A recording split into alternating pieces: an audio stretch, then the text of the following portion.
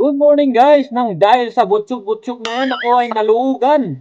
Akalain mong buong araw akong nagmalanwang, kaya yun, sa sobrang pagod ako ay naluugan. Buti na lang, maganda ang ating tulugan. Akalain mo, bikotyon pa tayo, kaya kahit sobrang ingay kagabi, ay nako, nakatulog pa rin tayo.